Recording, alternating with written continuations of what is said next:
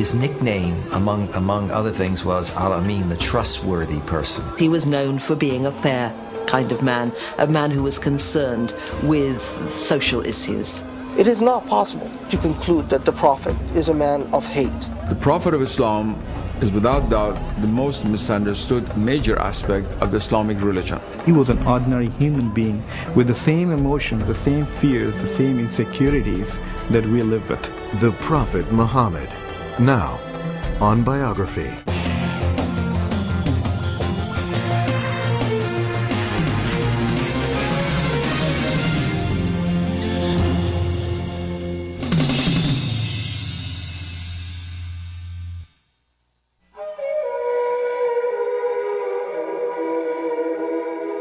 It is the world's fastest growing faith. 1 of every 4 people on earth finds spiritual peace in the words of the Quran. Nearly 1400 years ago, the angel Gabriel came to Muhammad with revelations that he was to deliver to all of mankind. He spent the rest of his life communicating God's message and setting an example for how each human being should live. Today, many Americans associate Islam with images of violence and hatred, but such scenes are the work of a few suicidal fanatics. Their actions directly contradict the teachings of Muhammad and cloud the memory of a man who long ago brought a new message of hope and serenity. Muhammad is often thought to be worshipped as Jesus is worshipped by Christians. This is absolutely and categorically not the case.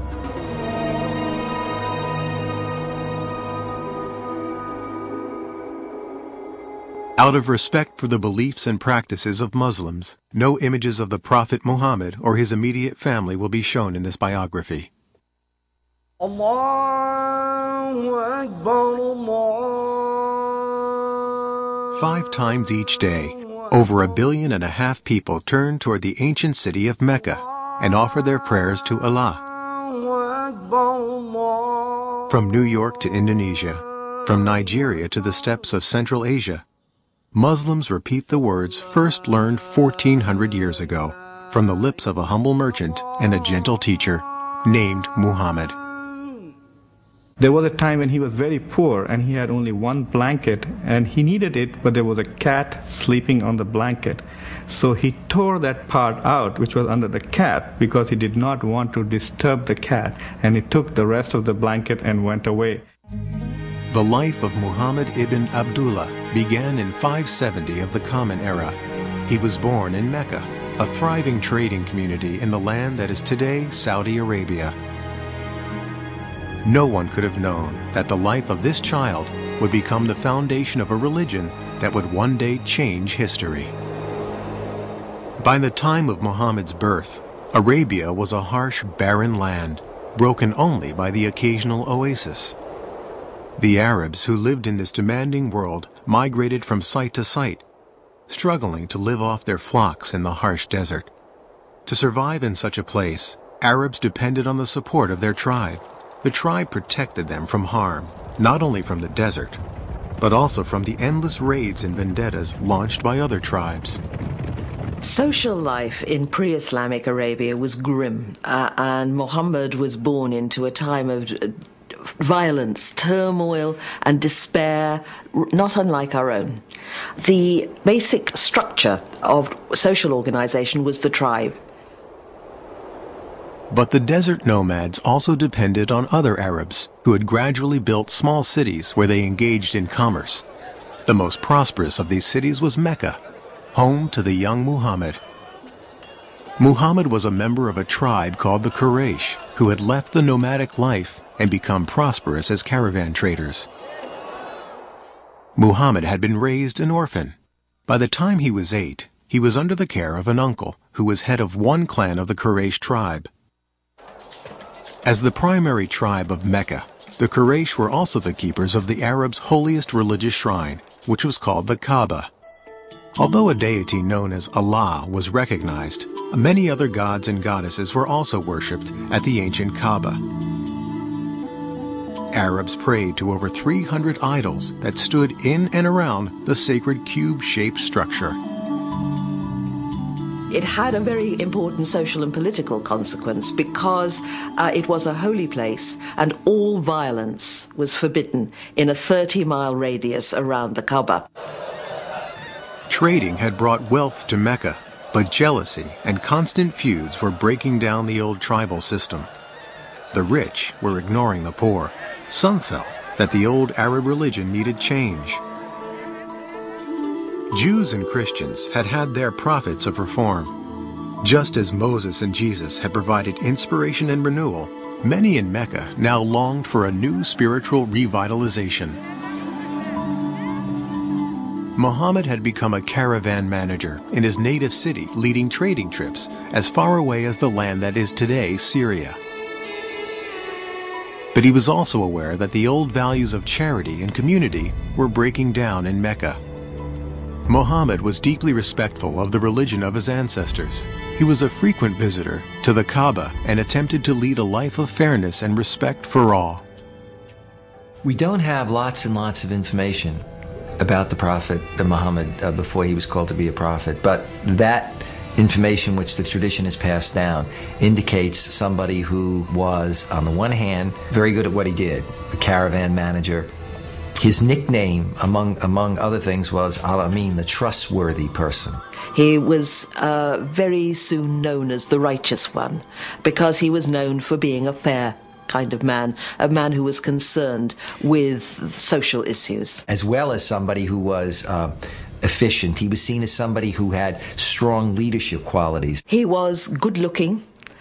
He had a piercing eyes that seemed to go into people's souls, a smile. He sometimes looked sad, and a very sort of distinctive way of walking. In the year 595, Muhammad was hired by a wealthy woman of Mecca named Khadijah to organize and guide a caravan for her. He accepted and returned with a handsome profit. The trip would start a new life for Muhammad and Khadijah. He was an international business executive whose boss was a woman, and he was obviously very eligible, and she proposed to him directly. Khadija, in many ways, is an interesting historical figure. She's a self-made woman who decided to propose to Muhammad, who was not a prophet at that time. He was, reports say, 15 years her junior.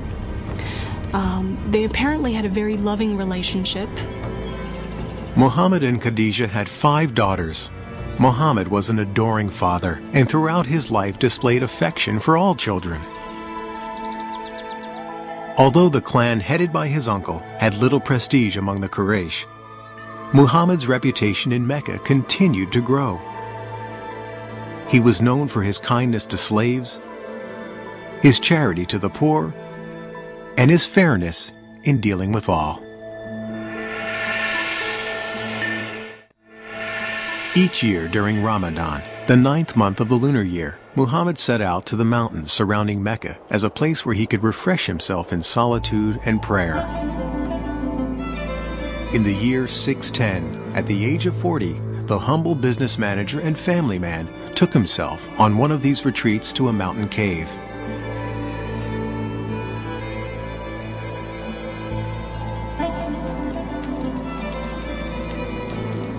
Day and night, Muhammad remained in the cave to fast and pray. One night, as flames danced on the darkened cave walls, Muhammad's life changed forever. Suddenly, an angel in the form of a man appeared and commanded him, "Proclaim." Muhammad was terrified and confused and said he had nothing to proclaim. The angel clasped Muhammad in a suffocating embrace. Harder and harder he was squeezed until it seemed the last breath of life would be wrung from his body.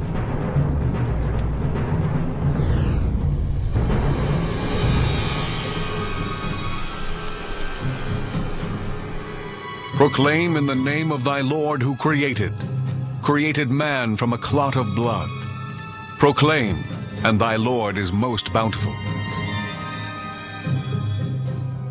Muhammad was terrified and ran from the cave. He was sure something awful was happening to him. But as he scrambled over the mountainside, the angel returned and spoke again. O Muhammad, thou art the messenger of God, and I am Gabriel. He was terrified. I think any of us would be if we suddenly started receiving voices and seeing visions of angels. The traditions about the life of the Prophet present him as coming back from this experience profoundly shaken. Petrified with fear from a mystical experience he did not understand, Muhammad rushed to Khadijah. And she held him in her arms and said, my dear, these things are from God. And it was she who convinced him that these were not delusions. But in his fear, Muhammad did not fully understand the frightening events that had happened to him. He could not know that the angel Gabriel would return again and again to deliver the words of God, and that the words that would eventually pour from Muhammad's lips would forever alter the future of his people and the world. Slowly, Muhammad ibn Abdullah began to accept that God wished him to speak to his people as Moses and Christ had carried God's word in another time. Several revelations followed the first, but Muhammad was confused and struggled to understand precisely what message God wanted him to carry. Then, suddenly, the revelation stopped. Muhammad waited in darkness. He thought perhaps God had abandoned him. Perhaps he hadn't been worthy. He did not know whether that was the end of the communication with God, and what was he supposed to do based on that limited communication. What had he done to offend heaven and the angel who had spoken to him? How could he be a messenger if he had no message? But as he sunk to depths of despair, the silence was broken by another revelation. By the morning brightness and by the stillness of the night, thy Lord hath not forsaken thee, nor is he displeased with thee. What is to follow is better than what has preceded, and soon thou wilt be granted that which will please thee. It was now clear to Muhammad that he had not misunderstood the first revelations. He had indeed been called to tell the world there must be no other gods but the one God, Allah. As more revelations came, the words were etched into Muhammad's memory. As he recited them, they were written down and became the Quran, God's holy book.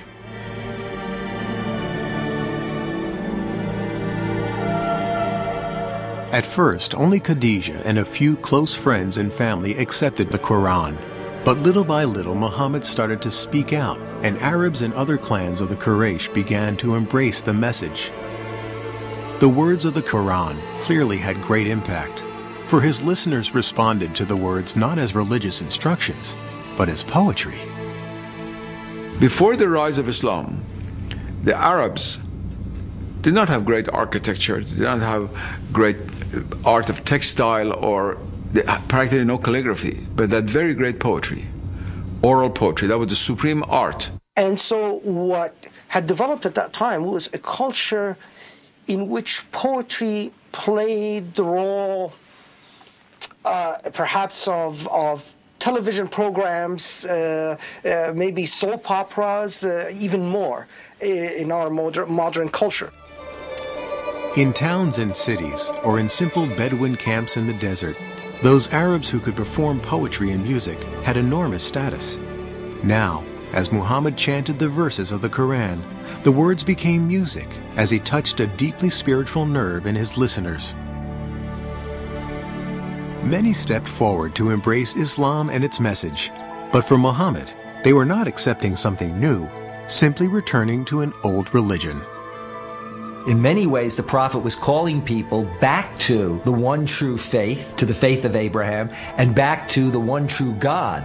Not to a new God, but it was to the one true God whose revelation had gone to Adam, Abraham, Moses, and Jesus. And therefore, Muhammad, in every sense of the term, is a reformer.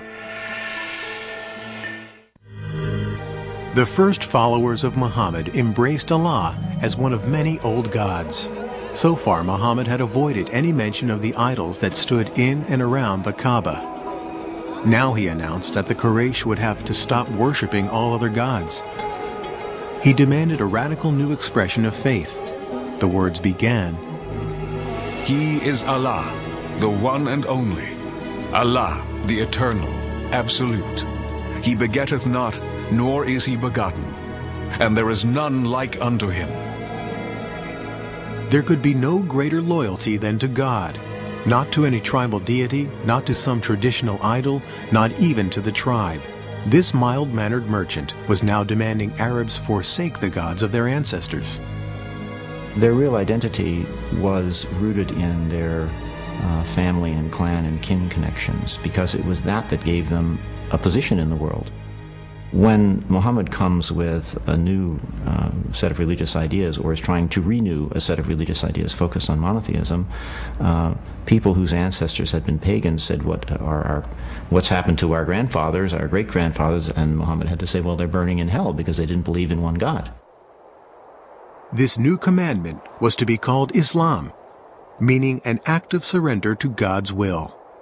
For some, initially, they could simply dismiss the prophet, since this was so out of whack with the society, as somebody who was out of his mind, as somebody who was deluded. But as he began to develop this seminal community, and as the prophet, given his conviction, was so public in preaching this message, then more and more of this was taken by the Quraysh establishment as a direct threat. The new message of Islam now ripped the fabric of the Quraysh community. Soon, like Jesus before him, Muhammad's ministry was turning father against son, family against family. The establishment certainly feared that a man who claimed to be receiving special messages from Allah, the high god of the Arabian pantheon, would soon demand greater political powers. The most powerful Quraysh leaders turned on Muhammad and his followers. Muslims were tortured, some were whipped, others were staked for days in the fierce Arabian sun. Muhammad himself endured the fury of his neighbors, who hurled dirt and insults at him in the streets. For 2 years, Quraysh leaders placed a ban on intermarriage and trade with any followers of Islam. No one was allowed to sell them food. The agony of this period increased when Khadijah died in 619.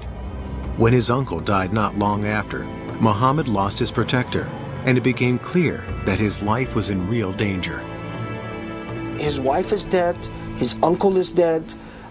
Although he has followers, many of them are being tortured, imprisoned, persecuted. He is powerless to help many of those that he loves, and many of those that have believed in him. It is in this devastating time, as Muhammad came to the end of his resources, that he had his greatest mystical experience.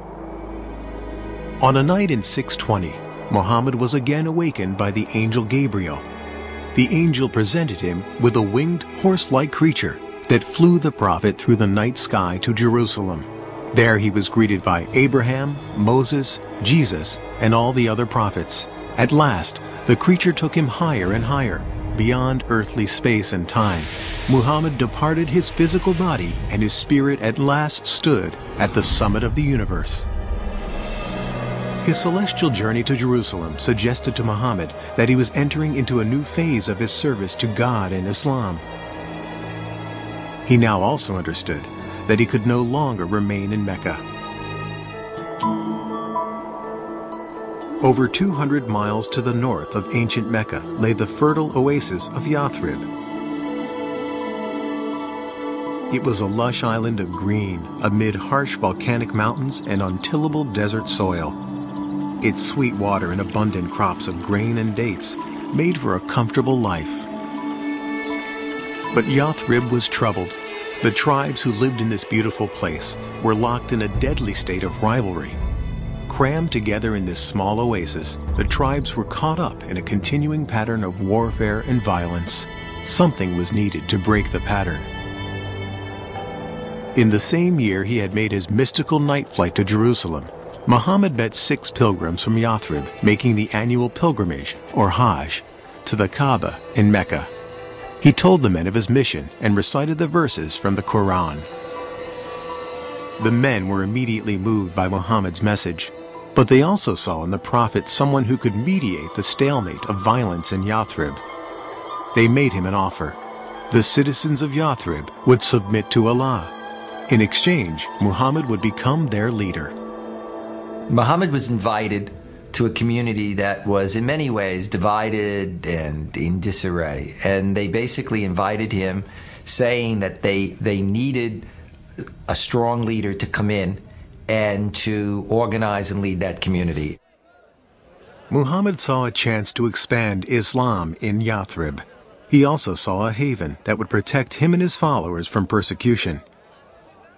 He urged all Muslims to pack their things and leave Mecca for a new life. It was a dangerous undertaking, but the Muslims were willing to take their chances. Muhammad and his closest disciples stayed behind until most of his followers had left Mecca. Quraysh leaders soon realized that once Muhammad left, he would be beyond their control and would become a leader of their rivals and possible enemies. The choice was made. Muhammad must die before he reached the new land. So that no one clan would have to bear responsibility, it was decided that one member of each would plunge a sword into Muhammad at the same time. The men frantically searched Mecca, but Muhammad had been warned of the threat and had made his escape. The following morning, horsemen pursued Muhammad and at last followed his trail to the entrance of a cave. Muhammad and a disciple were hiding inside. But Muslim tradition says the Quraysh assassins found a pigeon nesting at the cave's mouth and the entrance covered with a spider web. The Quraysh concluded no one could be inside. Allah had protected his prophet. Out of respect for the beliefs and practices of Muslims, no images of the Prophet Muhammad or his immediate family will be shown in this biography.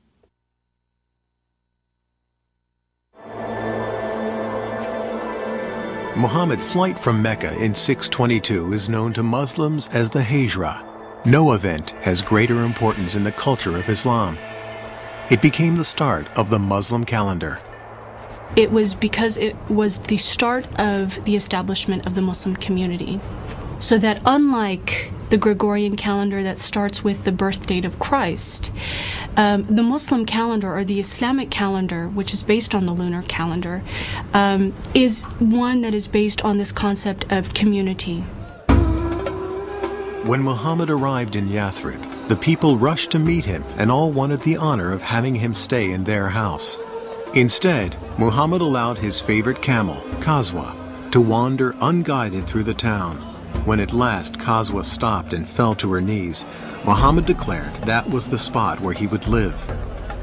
He ordered work to begin on a house and the first mosque. Henceforth, Yathrib would be called Medina, a name simply meaning the city. But the greatest change would be in the very nature of the community itself. Muhammad's visions brought new words to unite both his own followers from Mecca and the people of Medina. The Quran now had a new verse. Those who believed and made the hijrah, and those who gave their homes and helped, these are the protectors of one another. What he began to create in Medina was something that was absolutely unheard of and novel in Arabia. It was a community bound together by an ideal, by a shared ideology, by a shared religion, not by blood. He was creating, as it were, a super tribe where people were not related to one another, but they were related to one another in faith and by agreement. If you think about 7th century Arabia being based on tribal kinship, the idea of a community based on a faith that anyone could join, slave, woman, man, rich, poor, dark, light, was revolutionary, and of course very menacing for some.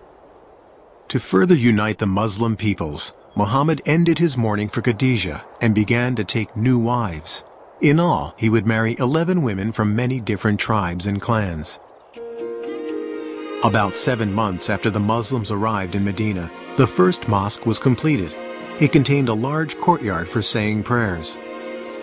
Several methods were considered for calling Muslims to prayer: a ram's horn like the Jews, a bell like Christians. Finally, it was decided that only a human voice was needed to proclaim the call to prayer that Muhammad taught his people. A young man was selected to make the call, and for the first time, Muslims heard the words that still echo from mosques around the world, beckoning all to come to God. Allahu Akbar, Allahu I bear witness that there is no God but Allah. I bear witness that Muhammad is the apostle of God. Come to prayer. Come to prayer. Muhammad had believed he was calling the faithful back to a religion Arabs shared with Judaism and Christianity. But following Allah's orders, the Prophet now set out to create a new identity for the Islamic community that would separate it from the older forms of monotheism. The Quran also and the Prophet believed that the revelation that had been given to Moses in what is called the Torah and the revelation to Jesus had become distorted historically, not by the prophets, but by their later communities. To dramatize the shift away from Christianity and Judaism, another order became part of the Quran. Muslims were no longer to face Jerusalem when they prayed. Forever after, God's faithful would pray facing Mecca and the Kaaba. Muhammad now had the responsibility of dealing with the mundane but important tasks of government. These roles would set him apart from the ministry of Islam's earlier prophet, Jesus Christ.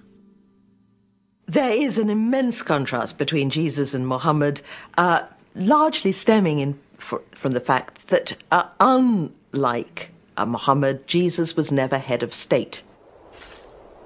Muhammad was now a political leader. That meant he was making decisions affecting the workforce, the economy, trade, and the safety and security of Medina. To protect the struggling young community, Muhammad knew the basic politics of Arabia would need to change, and that meant the threat of the Quraysh would have to be met. Increasingly, Muhammad would turn to a solution the world has come to fear and all too often associate with Islam.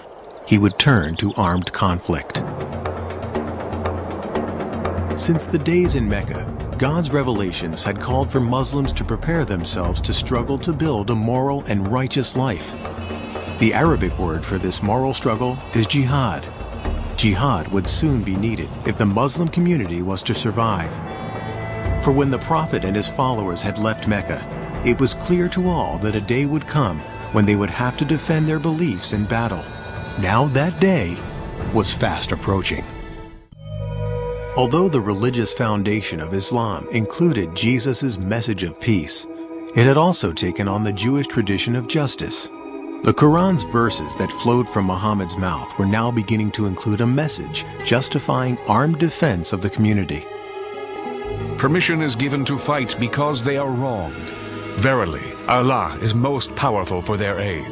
They are those who have been expelled from their homes. Muhammad's plans for the defense of the community now began to include the word jihad.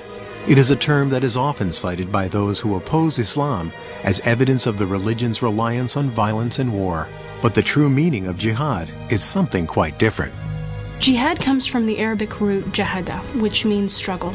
It is consistently referred to as a struggle for the sake of God. If the jihad is financial, you respond financially. If the jihad is violent, you respond violently. And these become ways again of reestablishing peace. But in history, that notion of jihad then comes to be appropriated and hijacked at a very early period by extremists, and that then connects to what extremists like Osama bin Laden and Al-Qaeda do much later on, taking this concept of jihad to legitimate what they choose to do.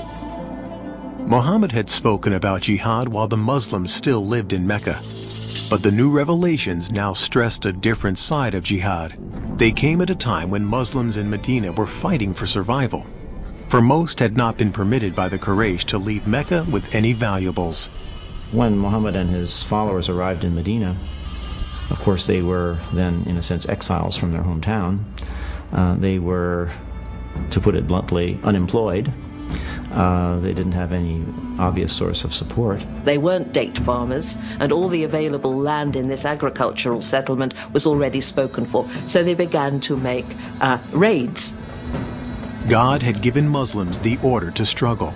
Now God's revelations allowed that struggle to include the right to survive. And so you also see the way in which jihad then comes to be defined as the right and indeed at times the obligation of Muslims both as individuals and of the Muslim community itself to defend itself, to engage in defensive warfare. Armed with the Quran's approval of defending their community, Muhammad chose a traditional Arab solution: defend yourself by attacking. Muhammad would lead an army to raid the most important Quraysh caravan of the year. Muhammad's plan was to intercept the caravan as it approached the wells of Badr near the Red Sea. But before his forces got to the wells, word of the Muslim army reached Mecca. Quraysh leaders were outraged that Muhammad would attempt to capture their caravan. 1,000 men marched out of Mecca to meet the Muslim army. Muhammad soon knew the Quraysh would now force him to fight. The night before the battle, the Prophet had no idea if his men were willing to die in what had now become a war. But after listening to stirring speeches, his followers vowed to offer their lives for Islam. The Quraysh army outnumbered the Muslims by 3 to 1. But as the battle began, Muhammad revealed he had a great sense of tactics, and his warriors fought with ferocity. The Quraysh leaders had believed a show of force would be enough to defeat the Muslims, but by midday, it was the Meccan army that panicked and fled the field. The dedication and cohesiveness of the Muslim army had saved Islam. Now Islam would reveal itself to be not only worthy of victory, but capable of compassion as well. After the first victory that the Muslims achieved at the Battle of Badr, the Muslims began in the usual Arab way to kill all the survivors, and Muhammad immediately had a revelation to say, no, this must stop. There must be no killing of survivors. Muhammad had set his eye on a more distant goal. The Muslim warrior's enemy of today must tomorrow become his brother in faith. Say to those who are captives in your hands, if Allah findeth any good in your hearts, He will give you something better than what has been taken from you, and He will forgive you. The victory at Badr had great consequences. After the battle, converts from all over Arabia began to flock to Medina. Like the Muslims, these converts saw the victory as a sign of God's salvation and protection, similar to God's parting of the Red Sea for the Israelites. The Battle of Badr has enormous significance to the Muslim community, and I think that was the first political act that was successful, which cemented the vision or the dream that Islam could establish a community. Islam could become a civilization. For 3 more years, the Quraysh army would try to destroy the Muslim community. They would win some battles, but always Muhammad and his followers struggled and survived as their numbers continued to grow. As the Meccan army struggled home after a final unsuccessful battle, their leader was at last forced to admit every man of sense now knows Muhammad has not lied. Medina and the Muslim community were at last safe from attack. The Prophet was now poised for the final step in the pursuit of his destiny. That step would be his return to the holy city of Mecca. Muhammad's life in Medina was austere but comfortable. He lived in quarters attached to the mosque, usually spending each night in the room of another of his wives. Muhammad's wives were a diverse group. One was a Jew, another a Bedouin. One was even his cousin. Most were chosen for various political reasons. But a few, such as his third wife Aisha, were clearly matters of the heart. Arabs until this time took as many wives as they wished. But Muhammad now told his followers that revelations from God said each man was permitted to take no more than 4 wives. But the husband was required to treat them all as equals. Marry women of your choice, 2, 3, or 4. But if you fear that you will not be able to maintain justice between your wives, then marry only one. The modern world has frequently come to view Islam as male-oriented at best and misogynistic at worst. But in truth, Muhammad's teachings brought women new rights that would not be achieved in the Christian world for centuries. The first was the right to life. The Quran forbade the practice of female infanticide, which had become common in early Arabia. Women were also given the right to an education, to be duly educated as men were, to inherit, which meant that they could buy and sell property, which again would mean that they would have to undertake business transactions.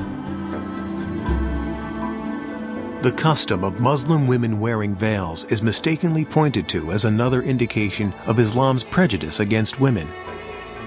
The emancipation of women was a project that was very dear to the Prophet's heart.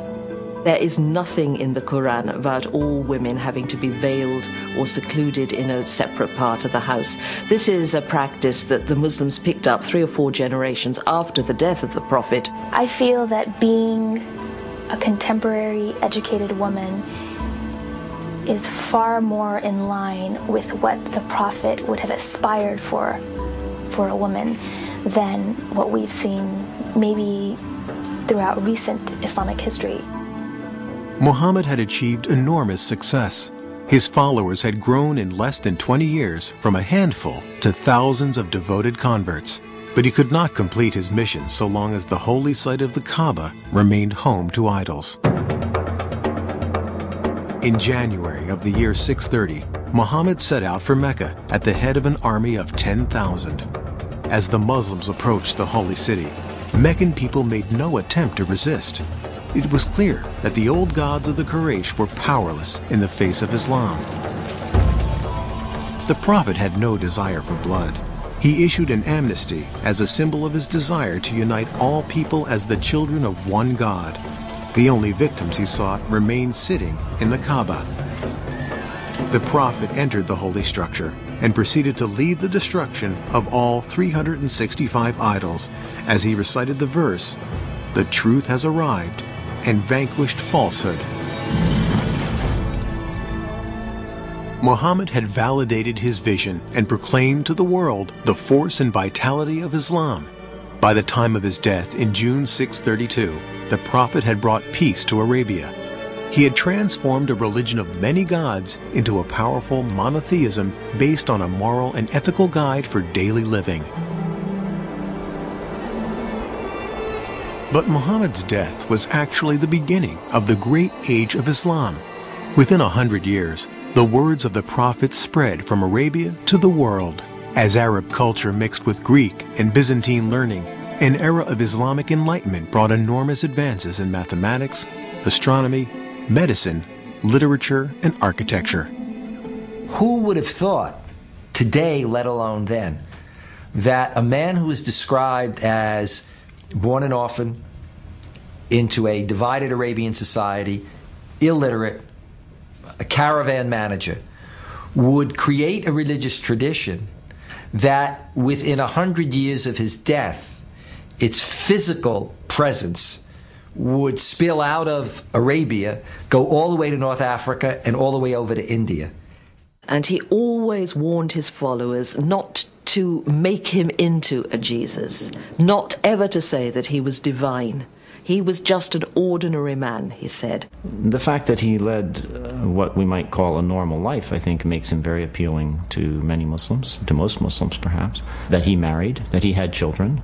These are all things, I think, that make him very approachable as a model for people.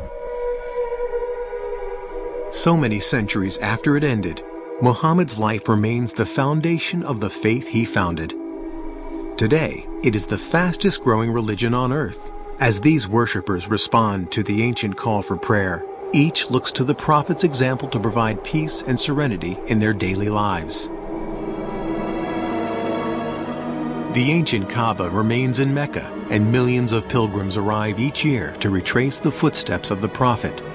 The site of Muhammad's ascension on his winged creature to meet God is today the Mosque of the Dome of the Rock in Jerusalem. Muhammad's gateway to heaven has tragically become the focus of enmity and hatred between two peoples who trace their ancestry to the same beginnings. Some Muslims who partake of violence use the words of a compassionate man to legitimize their acts of cruelty and hatred. They cite verses of the Quran as inspiration for their monstrous ambitions. Since September the 11th, we've heard Osama bin Laden reciting some really blood-curdling verses from the Quran. But what bin Laden fails to do is to mention or recite the verses that in every case succeed these ferocious verses, which say, "But forgiveness is better." If one wants to take one part of the story, one of the chapters, and develop a conception of the Prophet upon that single chapter, well, of course it's going to be very distorted, and the Prophet is going to be understood